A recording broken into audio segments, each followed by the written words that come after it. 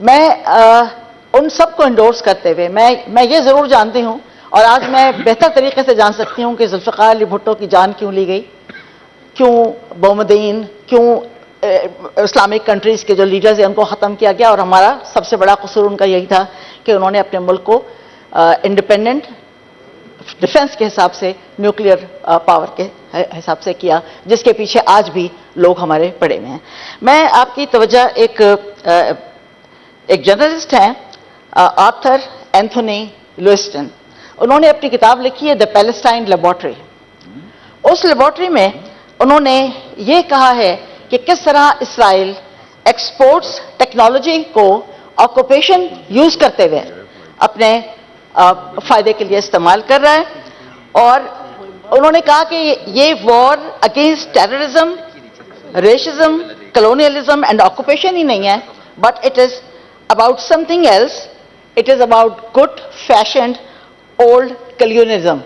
اور اس کو وہ اس طرح ایکسپلین کرتے ہیں کہ 9/11 کے بعد جو کانفلکٹ تھا ریجن میں، it took a new turn as Israel positioned itself as a key ally in the global war on terrorism.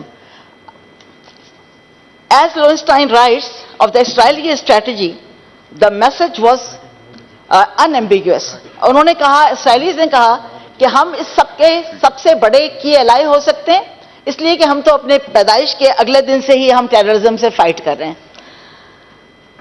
انہوں نے اپنی ڈرون کو جس طرح کتاب میں ڈسکرائب کرتے ہیں وہ کہ انہوں نے ڈیولپ کیا اس اپنے اسٹیٹمنٹ کو کہ ایک ورلڈ کلاس ویپن انڈسٹری کو انہوں نے اس پہ توجہ دی، اور اس اکوپمنٹ کو انہوں نے کنٹیننٹلی ٹیسٹ کیا آکوپائڈ لوگوں کے اوپر، اور اس کے بعد انہوں نے اس کی فوٹیج کو مارکیٹ کیا، برانڈ بنایا، اس کی فوٹیج کو مارکیٹ کیا، اور اس آئیڈیا کو انہوں نے کیش کیا۔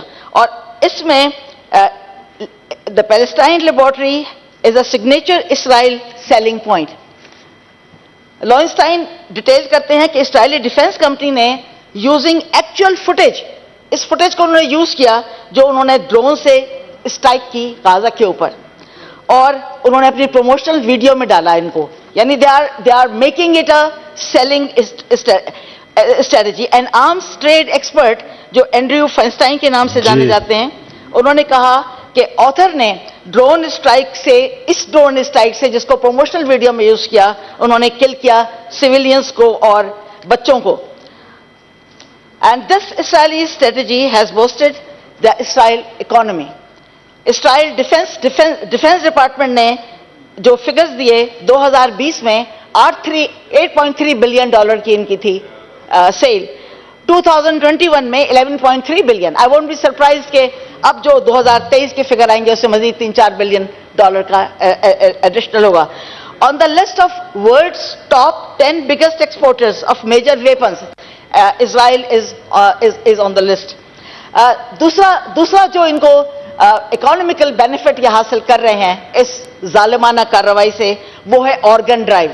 جب انہیں آرگنز کی ضرورت ہوتی ہے، they open the chest of people.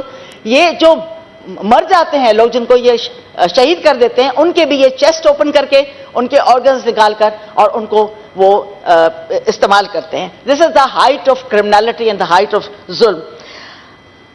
ایک آج کل بڑا آ رہی ہے ایک پویم یہاں پہ، انہوں نے کہا کہ images are voices getting hoarse, children blown to bits, no one calling کوئٹس۔